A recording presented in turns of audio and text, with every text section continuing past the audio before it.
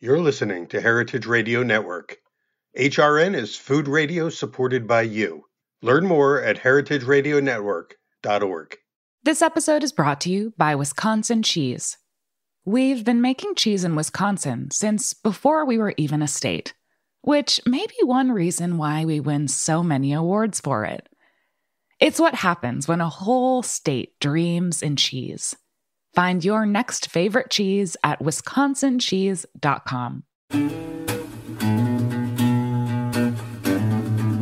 Well, welcome to Pizza Quest. We're back. I'm Peter Reinhardt, and I'm coming to you from Charlotte, North Carolina, but I am talking to Chef Roy Elam, who's across the country in San Diego, California, and we're going to be talking today about Chef Roy's newest restaurant, Donna Jean, which is basically the second part of a two-pronged restaurant, maybe the beginning of a chain. Who knows where it's going to go? I'll go. Right. But Roy, welcome to Pizza Quest, and of course, I want to share with our viewers and listeners not only the news of the restaurant, but the unique idea behind it, because you've got a very creative plant-based themed menu, and I'm looking at some of the items that are listed, on the menu, and they get me pretty excited because I'm a big plant-based fan and fanatic. I mentioned to you in an email that I've got a local restaurant that we love called Sanctuary Bistro. I don't know if you know of that one, or if you know Barry Horton, who's the chef there, but I have a feeling you guys are kindred spirits. Yeah, I haven't heard of that one, but I'm always down to try and learn about other people and see what they're doing for sure. Well, we love it. And one of the things we love the most there, and I noticed you have something similar on your menu, is he's got something that he calls fried oysters, which are basically fried oyster mushrooms. And you've got something called hot shrooms on your menu. Yeah. Is it similar idea? Ours is based off of Nashville hot chicken. So we just go that route with it. Bread the oyster mushrooms and have our own little secret spice mix and do the whole thing. Yeah. Well, it's amazing how those oyster mushrooms work. They like mushrooms. I mean, like oysters. They have the texture and soak up the flavors, and they're pretty addictive, I have to say. Yeah, we got really lucky and found a local mushroom farm, I guess you would call it, down in San Diego that we buy all of our mushrooms from, and they've been great. They're like super meaty, super nice. So not just oysters, we've been finding a couple other things that we can buy from them. So that's been great. Well, let's take a step back and tell us a little bit about the evolution, not only of the restaurant, but your own journey to becoming, a chef in this style. Yeah. So it's funny. We opened Donna Jean San Diego back in 2017, and it wasn't a pizza restaurant, or pizza wasn't even on the menu at that time. I don't really know what I was doing. Just was like, open the doors, make some food. And my partners, we already had a pizza oven in the restaurant. I was just using it for other things. And my partner said, "Hey, let's do pizza." I said, "Okay, let me learn it," because I had never done it in a professional sense before. So I started looking up recipes and doing that whole thing. And it took me a little while, but got the dough dialed in and everything. So now I love it. I love making pizza. I love making handmade pasta, all that stuff. So you have succumbed to the pizza universe here. I mean, it's so addictive. Over.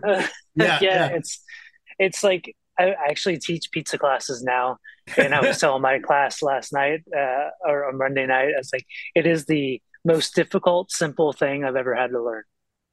Yeah, one of our very first Pizza Quest episodes, back when we were out on the road filming at restaurants, we were at Pizzeria Mozza in LA with Nancy Silverton, and we had a number of people sitting around the table, and one of them was Russ Parsons, the food writer of the LA Times, who's now retired, but he was part of the little tasting panel we had. And one of the things he said was that, pizza has become this obsession for chefs across the internet. Everyone is becoming obsessed with pizza, but especially, white tablecloth chefs have moved into that sector for a lot of reasons. One of which is that the challenge, but also it's very popular and very profitable compared to other menu items. Yeah, I mean, what I like about it is it's just like a blank canvas.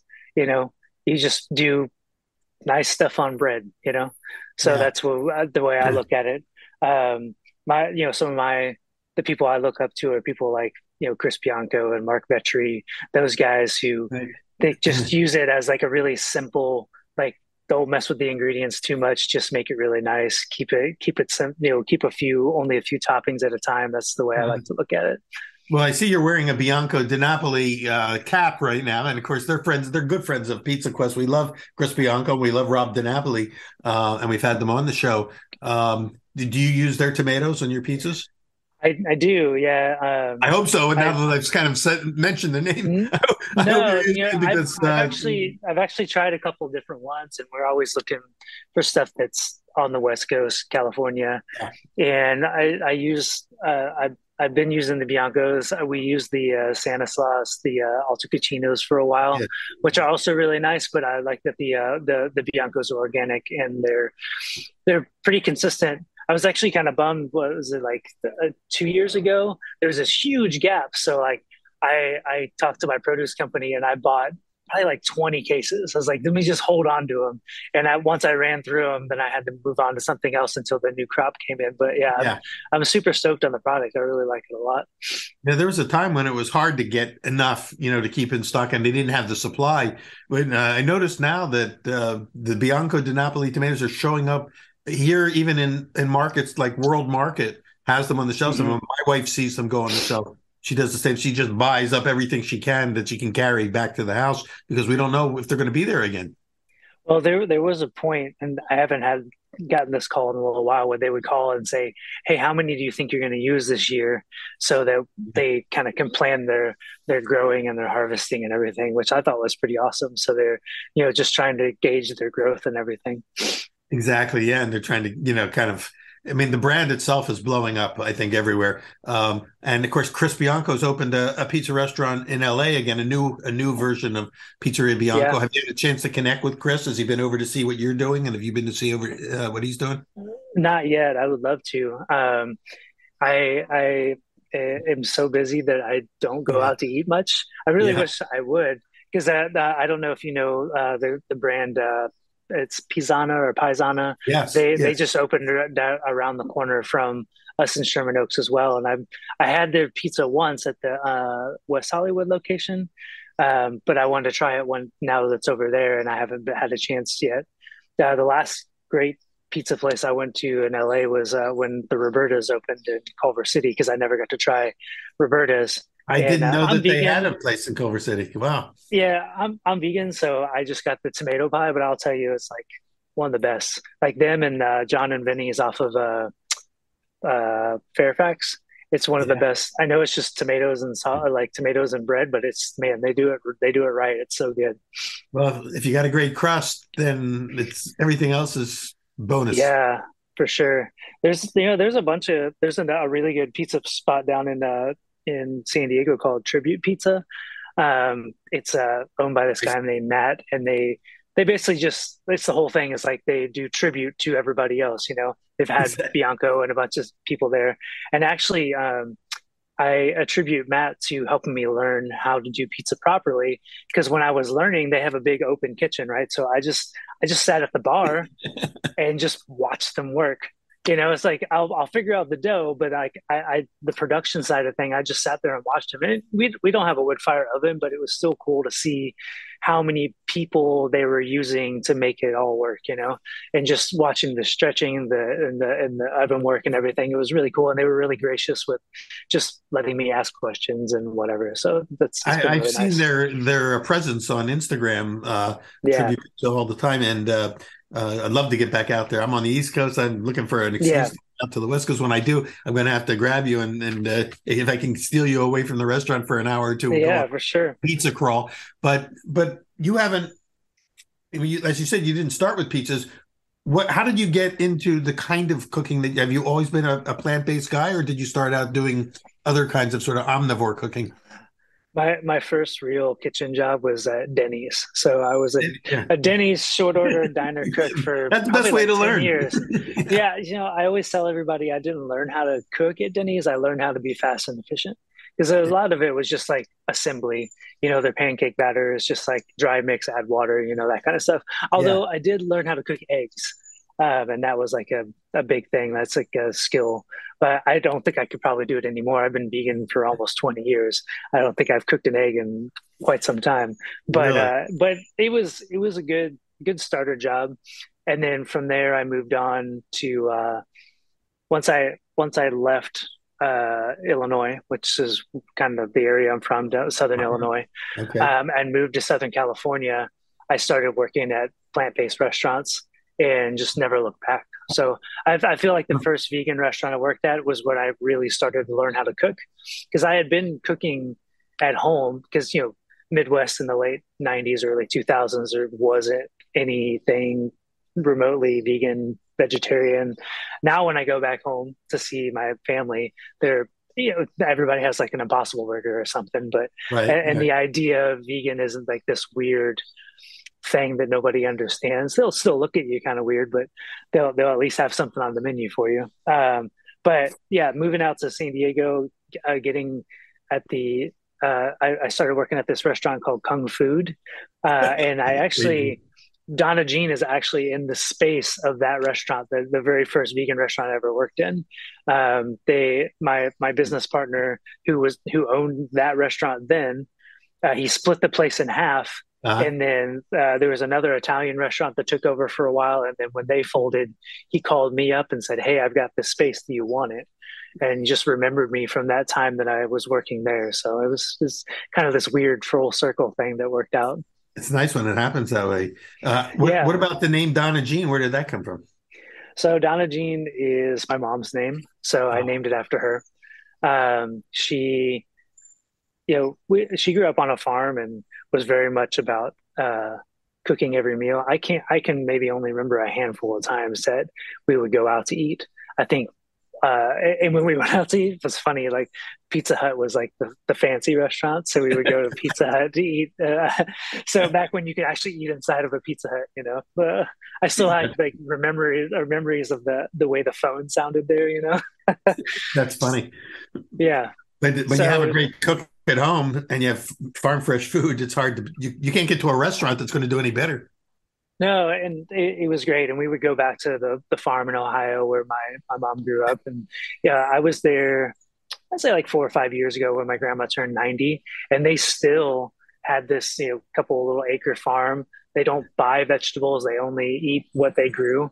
So it was really cool to go back there and see that it was still existed in that form. Yeah. Well, so you kind of came in. You didn't go through the sort of the culinary school route. You just went in the deep end, learned how to cook on the job, and Yeah, for sure. and then started applying what you learned to this now what seems to be to many people a new style of cooking. It's been around. Cooking vegan and cooking plant-based has been around, but it's picked up so much momentum. My very first restaurant, believe it or not, 50 years ago. In fact, next week I'm having the 50th anniversary reunion Mhm. with the co-op of people that we started this was a plant-based restaurant in Boston, Massachusetts called Wow. Route One Cafe, spelled Nice. ROOT, Route One. And we were way ahead of our time, but we thought, okay, we're a couple years ahead of the trend. In 5 years, everybody's going to be eating this way. And then, Right. little by little, it's Yeah. picked up slow momentum. But now it's kind of like a snowball going down a hill fast. Yeah, for sure. Yeah, I actually noticed so right when the pandemic happened and everybody lost their jobs, and once we were allowed to start hiring again, I noticed all these guys with these really nice pedigrees, like people that worked at Noma and all these other places, like looking to us because it was a place where they could learn a skill that you can't learn somewhere else. Like everybody would just say, I just want to learn how to cook vegan food. And the only place you can learn how to do it really in a professional level is on the job. So it was really interesting to see that we were providing a skill set that people wanted to learn how to do. That is interesting. But how did you learn it, and how do you learn it when there's not a real playbook? Or maybe there is a playbook, but you're in a sense writing the playbook as you go. Yeah, I I always say, and it's funny, like Anthony Bourdain was my best teacher, Yeah. because I wanted to learn. Like, I have a pretty big cookbook collection. And if you look at most of them, I would say maybe only 5% of them are vegan, because I wanted to learn from people like Sean Brock and Mark Vetri and Uh-huh. all those guys that are doing it, so I could learn how they're doing it and then use those techniques and apply it to what we do.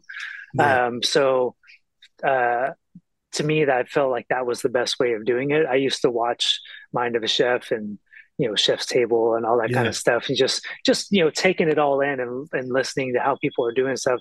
I think that first season with Dave Chang, I learned so much just like by watching the way that he does things, and it's more of a mindset than like technique. It's just, to me, it's just like get in good ingredients and just let them breathe. Don't do Yeah. too much with them. And we've been able to find really good local farms here in Southern California that grow good produce. So I just get it, and I don't mess with it much, and we just try to tell the story of that way. Like, we took the time to find good vegetables, so we just did a little bit to it, and here it is. Like, and it's as true of a form as it can be. So basically, you get good ingredients, you already know how to cook, and then you kind of put the two together and create something, from that. Yeah. When we were, like I said, 50 years ago, I think the closest thing we had to any kind of a template or playbook was a book called The 10 Talents Cookbook. I don't know if you've ever heard of that one or if that's in No, your. I haven't heard that one. So it was put out by Seventh-day Adventists. Okay. That cuisine, they were the pioneers of sort of fake meat or Yeah. plant-based meat, and it was out of Loma Linda, California, I think, and it was a great book. I mean, they were making cashew butters and things like that nobody else had heard of, but we had to learn. I mean, none of us, we were all a bunch of hippies who had never gone to culinary school, barely knew how to hold a Yeah. knife, and we were trying to change the world. And slowly it happened, even though Yeah. we weren't doing it ourselves, but we're all out doing other things now, and a whole new generation has taken the helm of that. Yeah, I will say that I'm kind of a forever student. So I'm Yeah. uh I'm just always learning. I learn from all my employees.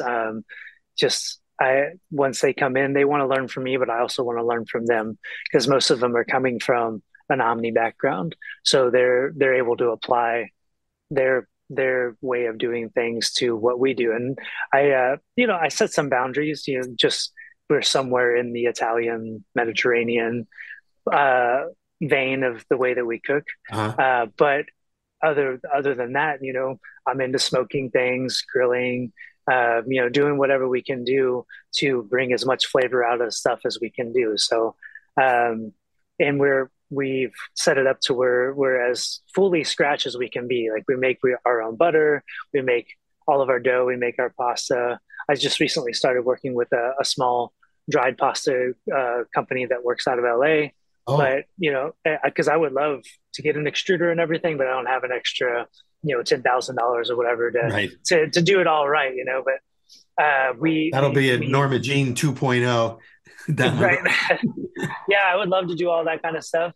But it's, like you said, like writing your own playbook. I mean, we kind of have with, we developed our own cheeses, we developed our own butter. We have fermentation. We make all of our own preserved lemons, all of our hot sauce, anything that we can do.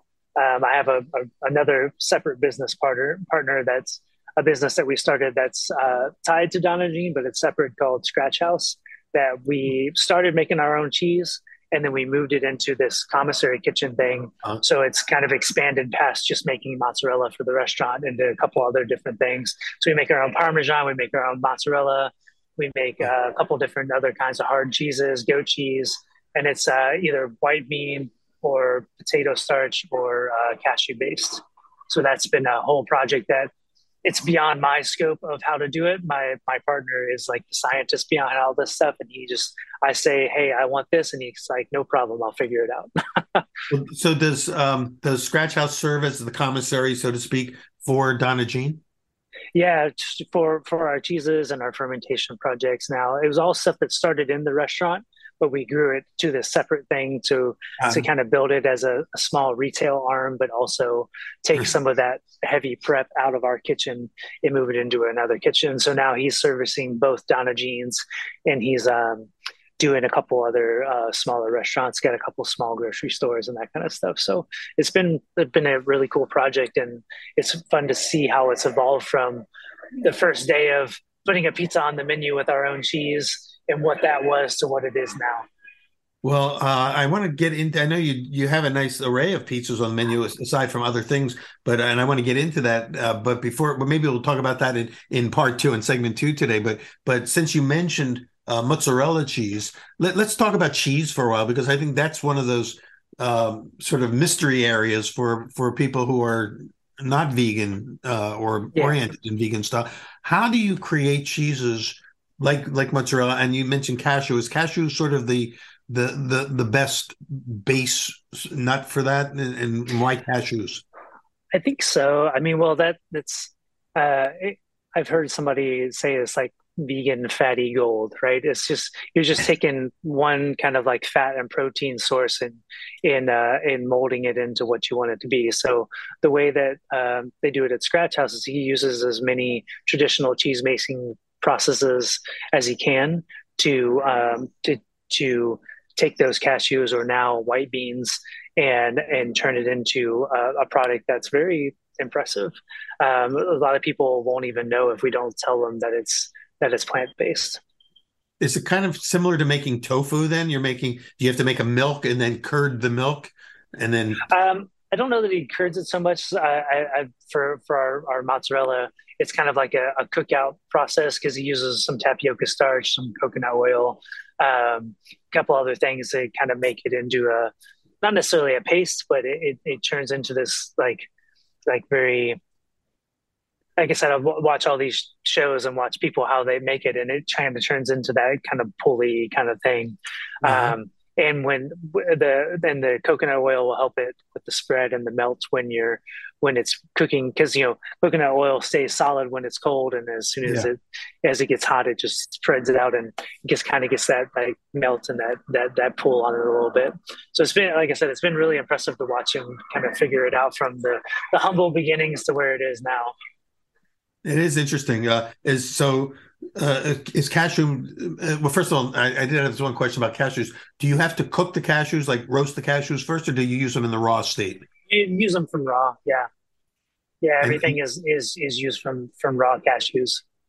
so you kind of treat it like it's a bean. The cashew is Yeah, kind of like the bean, and yeah. from the bean you start the process. And so how do you turn like a cashew, we'll say a mozzarella cheese, how does it become a Swiss cheese or a cheddar cheese? And how do you develop those other flavors? Well, so he's been trying to find as many non-dairy derivative uh, cultures to use that. So he'll take a culture and add it into whatever process he's making. Some of them were great, some of them were absolutely awful, but it was just like this trial and error. Uh-huh. I remember he was trying to make this blue cheese once, and it was the worst thing I've ever tasted. I was like, Tony, throw that away. This is bad. But we had to try it. Yeah, of course. So So basically, it's fermented. You're fermenting the bean yeah, and he custard or and he paste that you does made. and he'll do I think the parmesan he will age it for at least 2 weeks, and the goat cheese same way. He'll do like I've we've had one set up to a year, and it's still really nice. He develops the right environments to let them age and do the things that they're supposed to do, so they culture the right way and everything. So he's really into it. It's been really, like I said, it's been really fun to watch him kind of figure it all out, at least on the cheese side of things. I know that there's some nice products out in the marketplace. We get Kite Hill Hmm.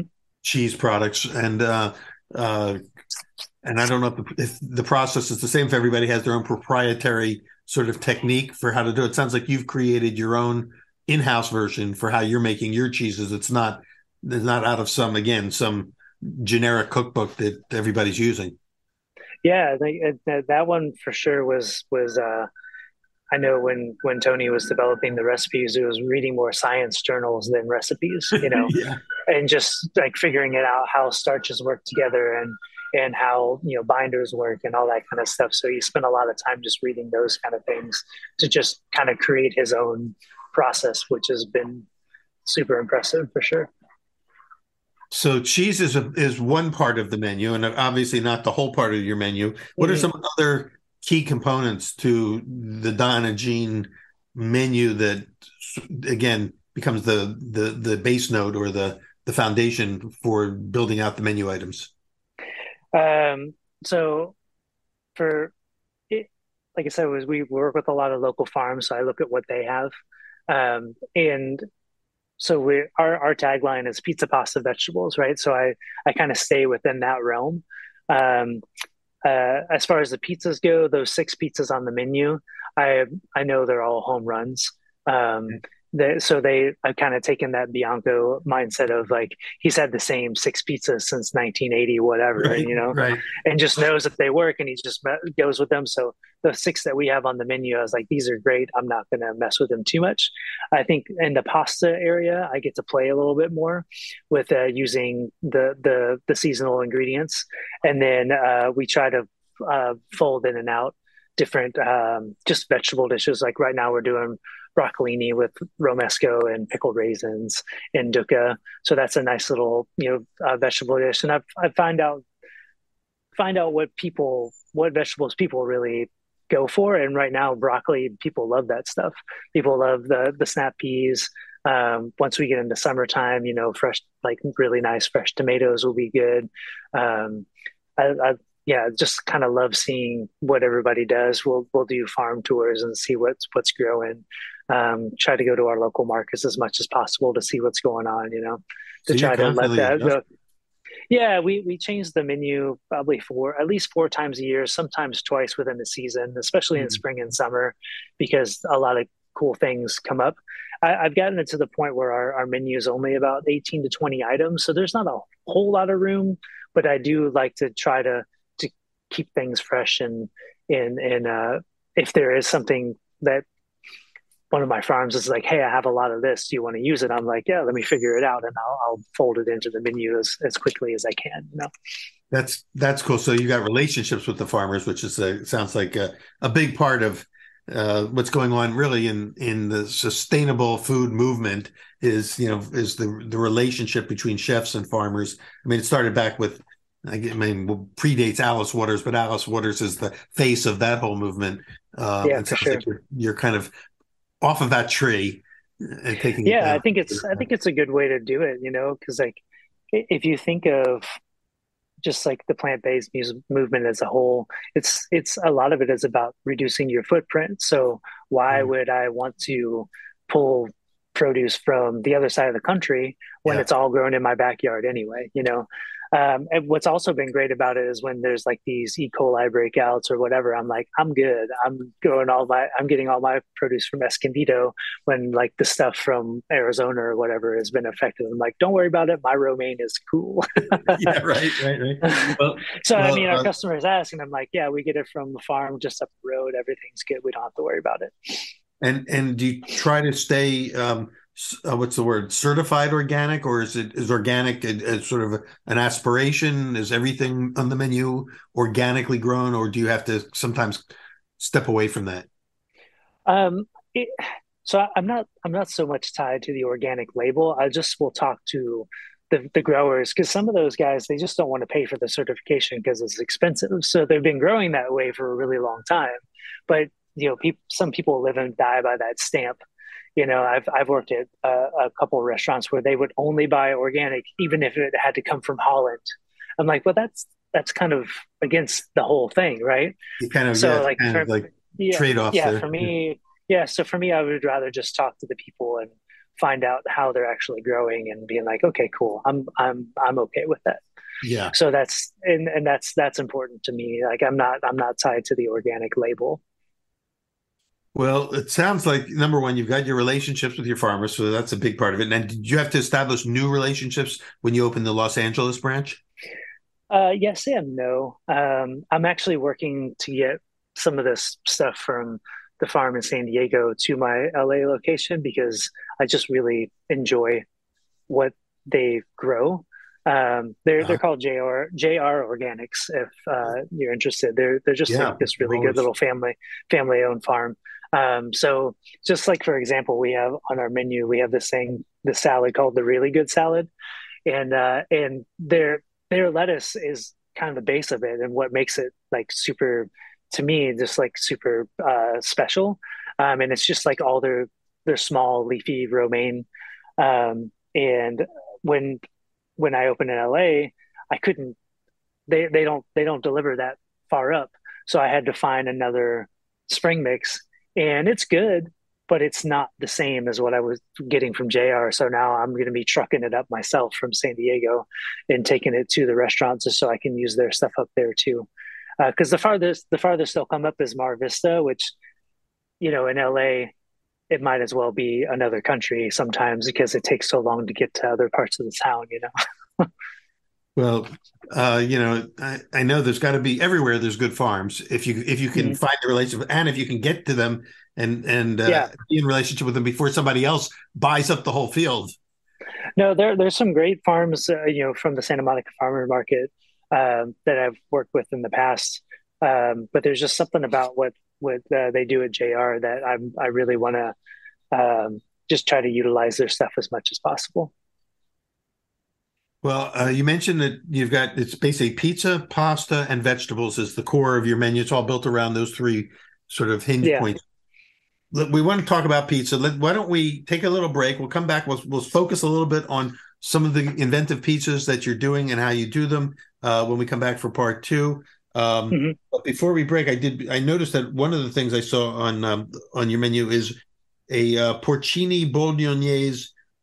I think it's called conchiglie. It's a house-made pasta. Is that the conchiglie? Is that what that is? Or with porcini? Well, so that conchiglie we were getting from this local company called Semolina. It's a woman-owned pasta making company out in Pasadena. So I actually just went and toured their facility a couple weeks ago and saw how they make everything. And they actually have their pasta making room. The climate of Naples, so it was like humid and whatever. Nice. And there, she's like, "Yeah, it's the perfect climate for making the pasta." But it was really cool to see how they do it. So my thought process was, I want to support this small company, but they're also making everything the same exact way I would make it. I just don't have the equipment to do it. Yeah. So I started have a couple of their pastas on the menu. Their strozzapreti, the conchiglie, and then we started using the rigatoni on the new menu. It sounds like you have our last menu, but we just switched over to a spring menu where we have a rigatoni, we have the conchiglie, we have a strozzapreti with the broccolini on it, and that's been it's kind of opened up our pasta program a little bit more. So the thing that caught my eye was the porcini bolognese. So basically, the porcino takes the place of the beef, of the meat. Yep. With sausage. And so does that make this a pretty expensive dish to produce? Because porcinis are not cheap. Yeah, I mean, we're in that particular version, we were using dried porcinis and rehydrating, and then using that water as part of the stock to make it, and then folding the porcinis in there along with some cremini and a couple other things in there. But then we were, doing it up the whole way of cooking it like 4 to 8 hours. Using some nice, and that one we were using white wine in it, which we get all of our wines from California as well. So just doing the whole thing to just try to pull as much flavor out of it as possible. Well, I'm excited to hear more about the menu and how you've, these same backstories on some of the pizzas that you do. So why don't we come back in part two? I'm with Chef Roy Elam from Donna Jean in both San Diego and now up near Sherman Oaks in the LA area. And we'll hear more about Donna Jean. We'll hear more about your pizzas in part two. Join us, and we'll be back with you in just a moment. This episode is brought to you by Wisconsin Cheese. There's a reason when you think of Wisconsin, you think cheese. Cheese is a huge part of Wisconsin's history and future. In Wisconsin, the state of cheese, the tradition of cheese-making excellence began 180 years ago, before Wisconsin was recognized as a state. Immigrants traveled to settle in this lush green hills of Wisconsin, bringing their cheese-making traditions with them. These storied skills, combined with the freshest milk available, created a cheese-making culture that is uniquely Wisconsin. Wisconsin's 1,200 cheesemakers, many of whom are third and fourth generation, continue to pass on old world traditions while adopting modern innovations in cheese-making craftsmanship. Find your next favorite cheese at wisconsincheese.com. Welcome back to Pizza Quest. You must have a great crew. Yeah, so I just try to build up the crew that I have there. Good general managers, good chefs, competent team of people that we really try to get people to be, for lack of a better term, kind of bought in on what we're doing, you know? So just trying to make them a part of the culture as much as we can, and giving people the information they need to feel proud about what they do. Are most of the people who work for you living a vegan lifestyle, or is it not required? No, not a requirement. You know, to me, like, cooks just need to be able to cook. You know, I can teach them what we do, and like I said, I can learn from them as well. So I don't make that a requirement. I just require them, once they're in the building, you're vegan for 6 hours or 8 hours or whatever. Just don't bring any of that stuff into the restaurant. Don't slip a cheeseburger into your lunch pail. Exactly. Yeah, and that's it. Because we don't want any kind of cross contamination or any of that kind of stuff. So we just, if it's a plant-based kitchen, it's a plant-based kitchen. You can leave your burgers at home for a couple hours, you know. But everybody's been really respectful of that. I've never had any problems with it. That's awesome. You mentioned in segment one, when we were first talking, you mentioned the advent of like Impossible Burgers and some of the the new products that have come on the market in the last 3 to 5 years that have gotten traction. I mean, they're working. It seems like. I don't know how the finances are going for all those companies now, especially as it's getting competitive. How do you go if you're going to put some kind of a burger on the menu? What is the way you would do a burger? Well, we're actually pretty opposed to using mock meats in the restaurant, so I don't use anything. So if I was going to do a burger, we would make it from probably like tempeh or something like that. There's a really good local San Diego tempeh company that I've been using. So we would kind of go back to the old school veggie burger route, and leave all those weird meat analogs to the other people. I personally don't have anything against them. I just don't want them to be on our menu. I think that's kind of what sets us apart in the plant-based space, because everybody just opens a burger place or a taco place or a burrito place or whatever. So for us to just be focused on whole vegetables, I think that it just it's the way that I like to cook, and I think it sets us apart from the rest of the vegan restaurants that are chasing those big meat flavors, And tempeh works because it has a texture that you like, or is it because it can absorb the flavors that you kind of can imbue into it? It's a little bit of both. Yeah, I mean it's got the texture. It's also really, from a kind of a health standpoint, it's almost like a perfect protein because of the way that the fermentation works. So the guy I buy from, he actually doesn't do it with soybeans. He'll use mung beans or garbanzo beans or black beans. Oh, so it's a soy-free product, which is really cool. But he'll use all the same ways of inoculating it and doing all that kind of stuff. But he just doesn't use soybeans, which is pretty cool. Why is soybean alternatives a good idea? What's the problem with soy? Some people just look down on soy because it's hard to get a non-GMO soybean, at this point. So he's able to go around that by using other products, It's just one of those like things that just get a bad rap, soy, and so it's a good protein source. But yeah, for him, he'd rather use other beans, and I've had. One of my favorite ones that he ever made was from split peas, and it was the closest that I saw to an actual soy-based tempeh that he made. But they've all been super great. Right now, we're currently using the black bean and mung bean one, and we use that on our menu right now, and it's great. Well, that's very interesting. That's a whole world unto itself, and it really is. I think tempeh is a very underappreciated food product, sure. In the American marketplace. I mean, is it originally from Indonesia or Malaysia? It's Indonesian, isn't it, or in origin? I don't know, but wherever it is, I taught a course at Johnson and Wales a couple of years ago on food and culture, and one of the reports that a student did was on tempeh.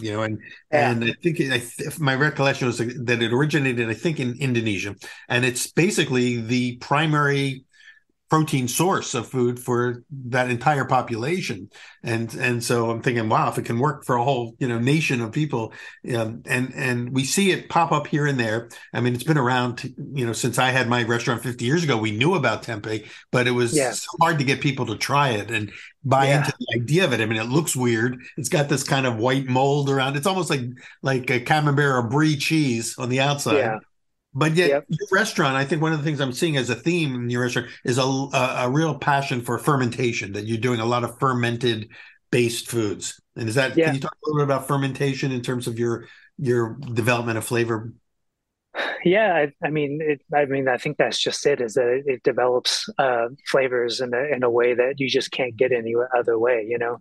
Our biggest fermentation project is our hot sauce. So we just Oh, get we get Fresnos in, and we just salt them and let them sit for at least 2 months. wow. And then just blend that with white vinegar and salt, and that's it. And it's just like this wonderful flavor that you can't get any other way. Like it really just take time.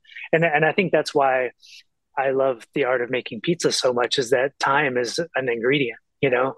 So we try to use time and temperature and all those things in the right ways, because all these things like that hot sauce is only three ingredients, but it's so simple. But if you let it sit for a long time, it's just going to enhance that flavor. It's just all about patience, really, you know, and Yeah. just letting things happen in its own time. And for us, really, it's just having the space to do it, and that's why that commissary kitchen has been great. You can just put up like 10 gallons or 20 gallons or whatever of it. Same with our preserved lemons and stuff. Again, it's just salt and lemons, and just let it do its thing. And we use that as a flavor source quite a bit too. I love preserved lemons so much. Interesting. My wife is it's one of her favorite things is preserved lemons. But um, Yeah, again, it's for many Americans, for sure, it's an acquired taste. And I think part of your job, I think, also is probably educational. You've got to help bring people along and make the transition from the foods they're familiar with to these umami rich fermented yeah. based, products. Yeah, we definitely see what we do as kind of an educational source. You know, our customers are always happy to be there, but they also have a lot of questions. Yeah. And our servers we make sure they have the information they need to answer questions. And if they can't answer the question, they just come back to the kitchen, and somebody there can answer the question for them. So yeah, I mean, like I said, we try to keep it pretty simple. The pizza, pasta, vegetables doesn't need a whole lot of explanation, but Right. sometimes the ingredients do, or a lot of people want to know about the processes and all that kind of stuff, Yeah. which is also again why I started teaching classes, because I wanted to teach people some of these things that it was just hard fought knowledge for me, but now I'm just like, let me just share it to everybody else, you know? Well, that's cool. Well, let's talk about the pizzas then, because Yeah. that's how big of a part of your sort of revenue stream is the pizzas versus the pastas and the other dishes on the menu. And pizza's the number one seller for us at this point. Yeah, we do quite a bit. You know, we have a small in San Diego. We have a pretty small oven. It's only like a 36-inch deck. It's two Yeah. decks, but we just crank as many out of there as possible. I think top temperature on that guy, if before we actually start throwing stuff in there, it's between 650 and 700. Uh, We just kind of work within. I tooled our dough to that temperature and to that oven, to get the kind of pizza that I want out of it. And our one in San Diego, sorry, the one in Sherman Oaks is basically just a bigger version of that. We have a Y602 up in Sherman Oaks, and then the one we have in San Diego, it's so old that I have no idea. Like, there's no nameplate or anything on it. Whenever I have people come and try to fix it, they bring a couple of parts. It's like, well, it could be this one or it could be this one. We don't know yet. all part again. The mystery grows. Yeah. Well, so a pizza is typically if someone orders the pizza on the menu, are there different sizes, or is it one size? Is it like a 12-inch pizza or what? Yeah, we just do 12-inch. Again, it helps because our oven is kind of smaller. If I try to throw a 16-inch pizza in there, we're only going to get one or two at a time, you know? What about so let's start with the dough then. Yeah. Clearly, dough already is plant-based. It doesn't require any substitutions out. But what's your fermentation process for that? So we do a short table bulk fermentation, um, about an hour and a half or so, and then the rest of it all happens cold. So we do up to 5 to 6 days cold Really? fermentation. Oh, Yeah, so just controlling time and temperature. So we make sure that we're temping the water to about 60 degrees so we get that good 72 to 78-degree final dough temp. And uh-huh. then we portion it and just put it right into the fridge and hold it that way until we're ready to use it. Um, and I've been really happy with that. We've gone through a bunch of different processes. I used to do like an 8 to 10 hour bulk fermentation at room temperature, but that stuff kind of gets a little wild after a while. So Right, right. I wanted to control it a little bit more. Yeah, if you're spreading it out over 4 to 5 or 6 days, then there's no need to wait to ball it up. But Yeah. what kind of flour do you use? Right now, I'm using a mixture of the King Arthur Sir Galahad and the Central Milling Type 85. It's an Oh, 80 interesting. 20. So you're Yeah, making your 80 own blend. 20. Yeah, so I just recently got the book Joy of Pizza, and that one I used to used to do a 75-25 split of the bread flour to the high extraction wheat flour, but I just made that slight adjustment to 80-20 after reading the Dan Richter book, and Yeah. it's great. I love it. And I've ever since we started making pizza, I always put some sort of whole grain in there. I used to use spelt. I was using rye for a while, but the Type 85 has always kind of been a part of what we do. And Right. now it was just a ratio thing. I've even made fully Type 85 pizza, which is really good, but it's Yeah. a hard sell to the public. So it's It's a little weird more to me now earthy. yeah, it's weird to me when I go and see an all white flour pizza now. It just looks really odd to me because I'm so used to having all those Yeah. speckles and everything in there. A little bit of that earth tone in there. I think Hmm. it also stays truer to the theme of your restaurant. Yeah. You're usually, when you mentioned Dan Richards' book, he's working primarily with natural sourdough fermentation. Is that what you're doing as well? No, we mess with a little bit of sourdough stuff, but for me, the consistency of it, I used to use fresh yeast, but I've moved on to instant yeast, And yeast, and yeah. I I was against it for a while, and I think what I was reading in what's his name, Bedia Joe from Badia, yeah. yeah, Joe Padilla. He's like ADY whatever, and I just started messing with it, and I started using the instant yeast instead. And I was like, man, nobody's gonna know the difference. Like it's just in my head, really. Like for the Right. difference between dry yeast and fresh yeast, like I'm the only one that's gonna be able to tell the difference at the end of the day. So even and we only use 1 gram of yeast per every 1,000 grams of flour. So we're Wow. using a very small amount. We don't add any Wow. sugar to the dough. It's That's just incredible. we want everything to happen slow. So again, it's time, temperature, letting the yeast eat the sugar and the flour, not adding any sugar to it, so we can really slow everything Yeah. down. So that's just been a process learned over time for me because when I started looking and learning, it was mostly like home cook recipes. So it's like 1 packet of yeast is this much, and like each packet of yeast is 7 grams. So it's everything happens in like an hour and a half or 2 hours or Right. whatever. So as I started playing and learning, I think the Jelena cookbook was the one that kind of set me on the lower yeast for longer amounts of time, and I just started kind of playing with that idea a little bit more. Well, that's interesting because now you're using thyme as one of your Hmm. essential ingredients. And I Yeah, think that's one of the big breakthroughs in the pizza world of the last 10 years, let's say, is people I think recognizing so. that thyme is an ingredient and you can cut way back on the yeast. If you're doing a 5-day fermentation, then Yeah, cutting it down to like 1/10 of 1% yeast yeah, to flour is about as low. It's kissed by yeast. That's about it. pretty much. But I love the fact that you're stretching that out over 5 days. I can't wait to come out there and try it. Yeah. That's also why I'm using the bread flour as opposed to the 00, because like you want a little bit more protein content, something that's a Uh, little stronger so it can last those longer. I found that out the hard way because I was like, oh, 00, and then as I got into that fourth or fifth day, like the whole thing's just kind of breaking that's the down and it's breakdown. not Yeah, strong anymore. yeah. So yeah, just finding that right blend to get me where I want it to be. Yeah, that learning curve with between flour, yeast, fermentation, all these things. Uh, it's like you said, I think at the very beginning of our conversation, it's simple and yet it's also very complex. Yeah, it's very difficult, but it's rewarding. I think once you get it all dialed in, you're like, I got it. You have I don't know if the pizza menu changes seasonally as well, but one of the ones I read about was called the Widow Pizza. Yeah, that's a What makes it the Widow Pizza? That's a so the scary name.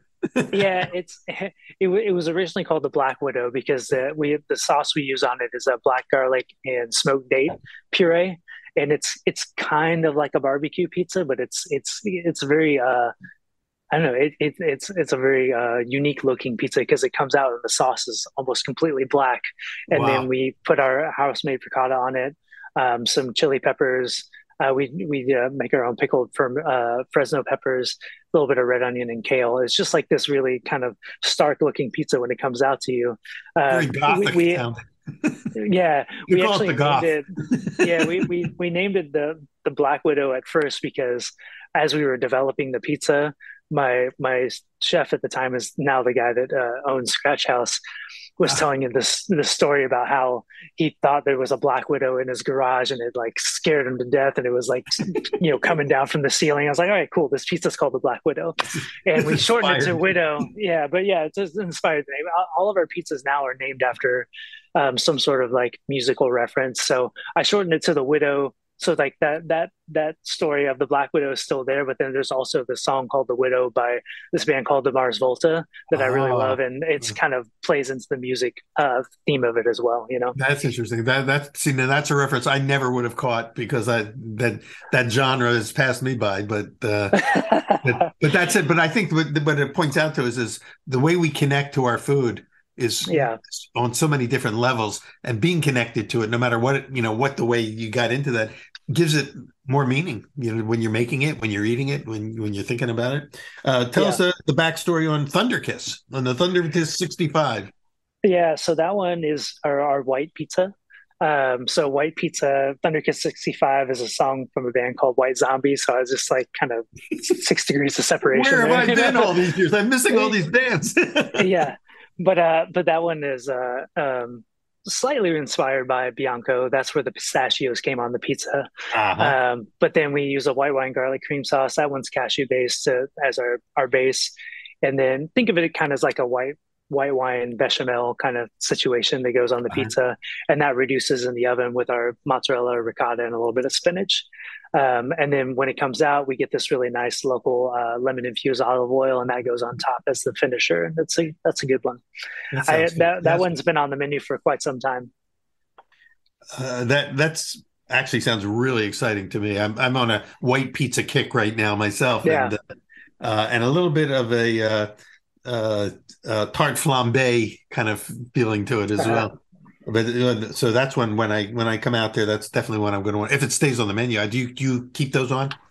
no, those now the six that are on there are pretty much the standard. So if I add anything, it'll be extra on top of those. So like if we decide to want to do a seasonal pizza or something, that'll just be in addition to those because those are like the Widow, for example. It's one of those that kind of became a cult following kind of thing. So when Uh-huh. I'd be like, I'm just going to take this one off the menu, and I would take it off and people would get mad. So I was like, all right, I'll put it back on. And now I'm just like, you know what? It's just going to stay. It's become this very unique pizza to us. So I can't think of any other place that has something that's like that pizza. So it just stays there.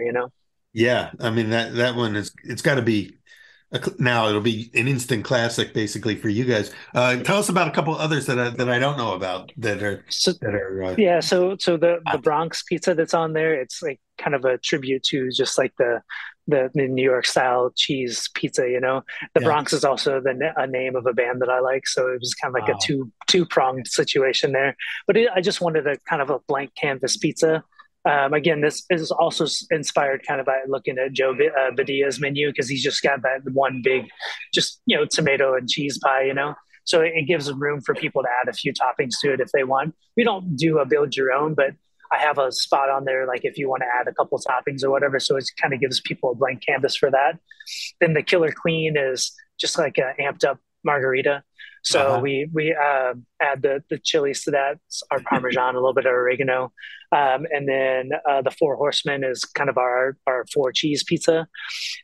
So we use two different kinds. I got the idea of the hard and soft mozzarella from DeFara because he does Uh-huh. that whole thing. So Tony makes a shredded mozzarella, and then we also have like a more liquid whipped mozzarella. So it gives two different kinds of textures on the pizza. Uh-huh. So we So were your able to kind mozzarella, of play let me with just those. stop there on the mozzarella. Does your mozzarella kind of perform like milk mozzarella? Does it have this the pull and the sort of that the stretch quality?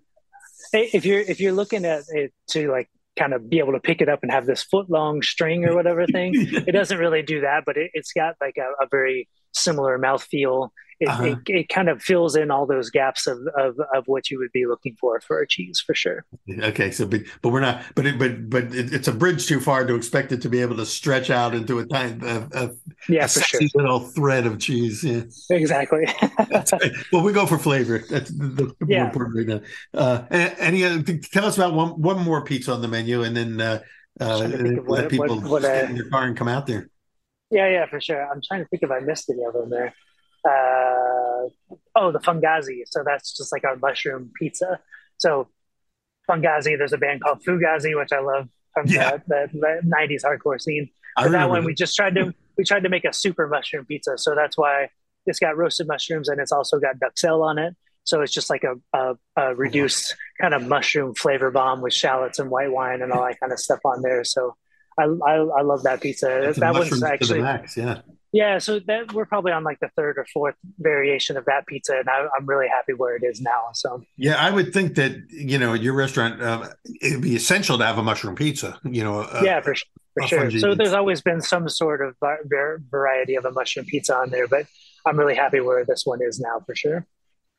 Well, we spoke briefly about the pastas in the last segment, but since we have a couple minutes left, just to whet our appetites, tell us about one other. I think you mentioned one called the Storchapreti, or do you have another one or a new seasonal one that you want to kind of But tout? well, the Sorzapreti one is kind of new. It's just a cream sauce, the same white wine garlic cream that we use on the Thunder Kiss, um, in broccoli, and that's just a really familiar dish to a lot of people. So it's just like a white wine garlic cream and broccoli situation, or white wine cream and broccoli. And then we also use the preserved lemons in that to kind of amp up I love getting citrus into things. I just think Yeah. it brightens stuff up really well. I mean, it also really reminds me of this dish that I used to eat when I was in St. Louis, pre-vegan. I was vegetarian at the time, but there's this little Italian restaurant on the hill, which is the Italian district that we used to live in, called Cunetto's House of Pasta. And my wife used to just get it. It was just pasta con broccoli, is what it was. So we would get that all the time and just leave the pancetta out of it because we didn't want the ham. Yeah. But yeah, it was just like really really reminiscent of that dish. Our other big one is our lasagna. So we make Mm. the handmade lasagna sheets, and we just layer it with our mozzarella, ricotta, roasted mushrooms, and then we put the tempeh in there and we spice it like a fennel sausage basically, Uh-huh. and Nice. just layer that out. And the best compliment I ever got about the lasagna is they say it tastes like grandma made it or something. I'm like, okay, perfect. That's the That's best one. that's But it. it's one of those dishes like we'll do it for weddings, we do it for catering events. It's just like one of those instant gratifying. You don't know that it's vegan kind of thing. People will gravitate to that pretty easily. Is it on the menu though? The daily menu at the restaurant? Yeah, it's become a pretty much a staple on the menu for sure. Well, it sounds like you're having a lot of fun. Number one, creating these dishes and being inventive, playing with flavors, playing with textures, and it sounds like the fact that you've opened a second Donna Jean, then I guess it's working. People are finding you. Yeah, we've been really blessed with people really being into what we're doing and just enjoying it. We have a pretty strong and a happy customer base. That's awesome. Well, for people who want to find you and meet you personally, are there certain days when you're in LA and certain days when you're in San Diego? Yeah, I tend to be up in LA on Thursdays and sometimes Saturday, and then the rest of the time I'm down in San Diego. And one final question is, do you have if they want to just follow you on Instagram, do you have an Instagram handle? Yeah, for the restaurant, it's at Donna Jean Official. At Donna Jean Official. Official, like Yep. the word official. Yeah, and we Official. do both restaurants on the same page. So Okay. So just you can follow the story, the journey there with Chef Roy Elam. Is it just called Donna Jean? Is it Donna Jean Cafe or no, restaurant? just Donna Jean. Yeah. Just Donna Yeah, Jean. just Donna Jean. Yeah, we try to make it comfortable and not stuffy. You know, I want everybody to come in and enjoy the place and not feel like it's out of their reach. You know, You mentioned earlier that that's named after, is it your mother or your grandmother? my mom. Yeah, Your mom. But the name Donna Jean, I mean, there's got to be a song. There's got to be a Donna Jean song to go with this. it's funny that every time when you Google Donna Jean, all this Grateful Dead stuff comes up because I guess she was a member of the Grateful Dead or one of the Donna Jean something or other. Okay. So yeah, I guess you could pull in the Grateful Dead if you want. I guess it sounds like there should be a Buddy Holly song called Donna Jean. Right. Well, Roy, it's been great talking with you, and I can't wait to come back out to the West Coast and taste your food because it sounds it'd be great. awesome. Great to meet you in person. Well, we will look forward to it. And for those of you who are listening or watching, Donna Jean, Los Angeles, San Diego, hopefully, maybe I'll see you there one of these days. But get over if you can. And thanks for joining us on Pizza Quest. And we'll see you on the next episode. Pizza Quest is powered by Simplecast. Thanks for listening to Heritage Radio Network, food radio supported by you. Keep in touch at heritageradionetwork.org/subscribe.